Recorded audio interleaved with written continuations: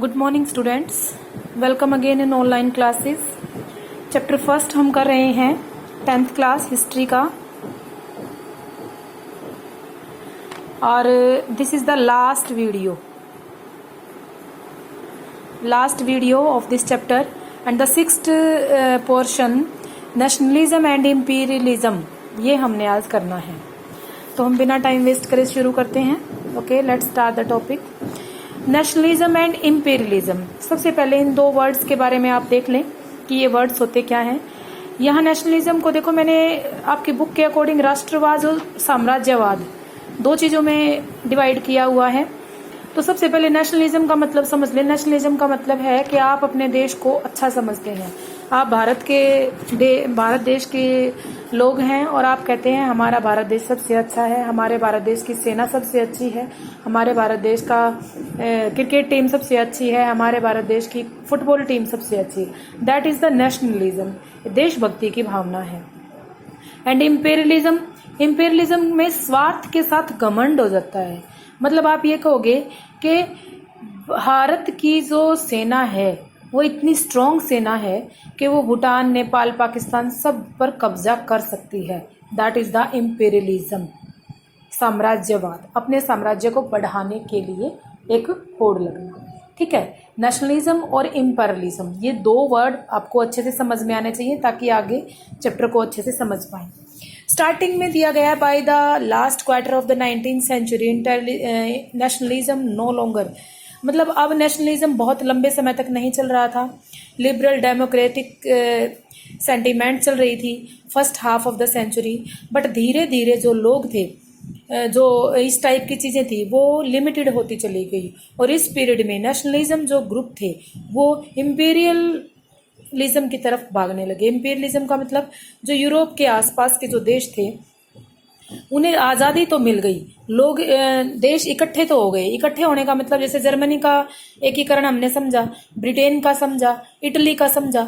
अब वो छोटे छोटे जो चीजें बटी हुई थी अब वो इकट्ठी तो एक हो गई, लेकिन अब वो ये क्या सोचने लगी कि जर्मनी ये सोचने लगी कि मैं इटली को अपने कब्जे में कर लूं, इटली ये सोचने लगा कि मैं ब्रिटेन को और जर्मनी को अपने कब्जे में कर लूं, या फिर नजदीक लगता कोई भी एक छोटा देश जो आजाद था वो अपने आप को दूसरे के अंडर रखना नहीं चाहता था और आजादी के साथ रहना चाहता था। यहाँ पे एक नेक्स्ट पैराग्राफ में कहा गया है, the most serious sources of nationalist tension in Europe after 1871 was the era called the Balkans.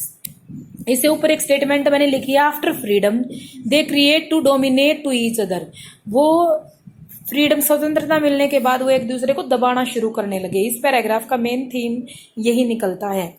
ठीक है, नेक्स्ट है जो यूरोप के जो देश हैं वहां पे कुछ को, ये एक बार डायग्राम को ध्यान से देखो। मेडिटेरियन सी के आसपास जो गोल गोल राउंड में मैंने दिए हुए हैं, ये बाल्कन्स एरिया इस रीजन को बोलते थे। यूरोप और एशिया में मेडिटेरियन सी के आसपास जो भी छोटे छोटे देश थे उन देशों को इकट्ठा करके बाल्कन्स एरिया कहा जाता था। The Balkans was the region of the geographical and the एथिस वेरिएशन। यहाँ पे लोग अलग अलग, इनका छोटे छोटे साम्राज्य थे और अलग अलग इनकी भाषाएं थी, अलग अलग अपने रीति रिवाज थे।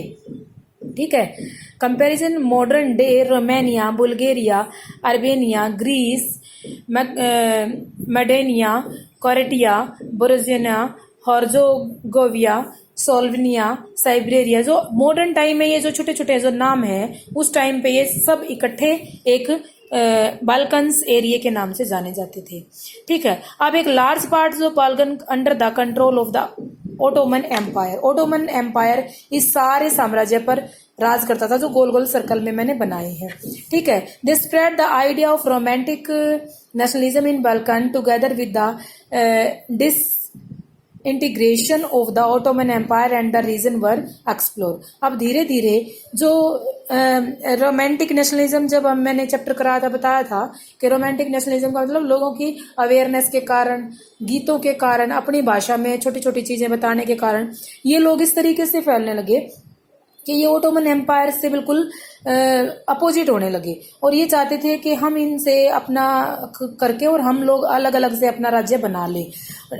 One by one Europe subject nationalist broke away from the control of declared independence. अब धीरे धीरे ये सारे छोटे छोटे राज्य जो थे वो अपना अपना साम्राज्य अलग अलग करके इंडिपेंडेंस होने लगे। और द बाल्कन्स पीपल जो थे, the Balkan people based in the claim to independence in political right, अब वो एक राजनीतिक अधिकार लेते हुए अपने आप को आजाद करवाना चाहते थे। अब इन चीजों की आजादी चाहते हुए ये लोग क्या कर रहे थे, the nationalist political right on the nationality and the history prove that they become the independent.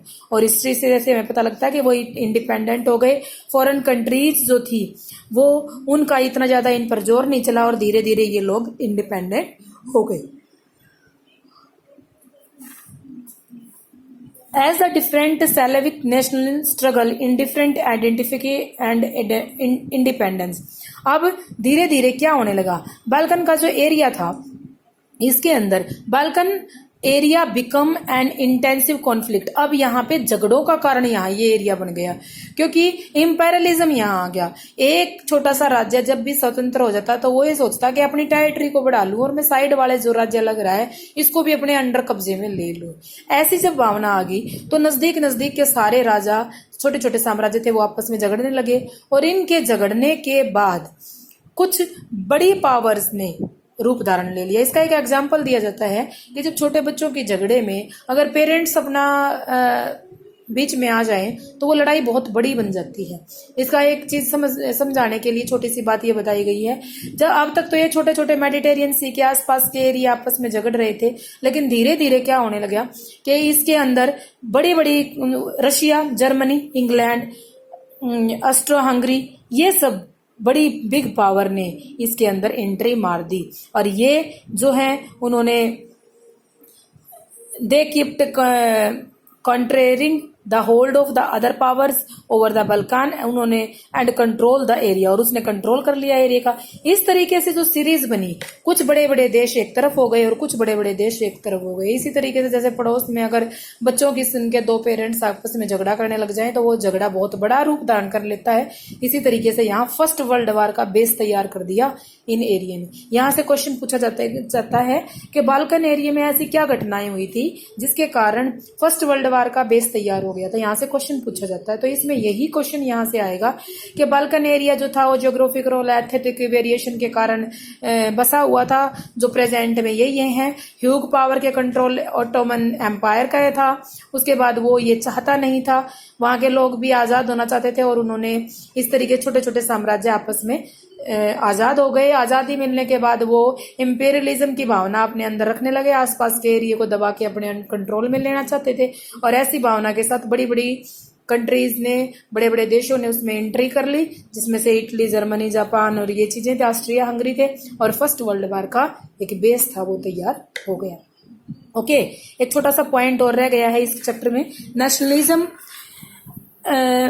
Elegance with imperial lead Europe in disaster in 1914. The main country which has been colonism. कुछ ऐसी कंपनियां थी 1914 में जो Europe की colonialism के तहत जो बसी हुई थी 19th सेंचुरी में बिकॉज कर दी। अब वो लोग भी इसका अपोजिशन करने लगे। अब वो लोग भी ये कहने लगे कि हमारे ऊपर यूरोप का राज्य क्यों हो, और वो भी आजादी के लिए झगड़ना शुरू करना चाहते थे। और फर्स्ट वर्ल्ड वार का मेन कारण ये सब चीजें बनते हुए और फर्स्ट वर्ल्ड वार 1914-15 में शुरू हो गया। बेटा ये चैप्टर यहीं तक था और यहाँ से इस चैप्टर खत्म हो जाता है। तो नेक्स्ट वीडियो में मैं इसके एनसीईआरटी क्वेश्चन और अदर चीजें डिस्कस करूंगी। तो आप यहाँ तक का चैप्टर अपना रीड करें। Okay, thank you, have a nice day.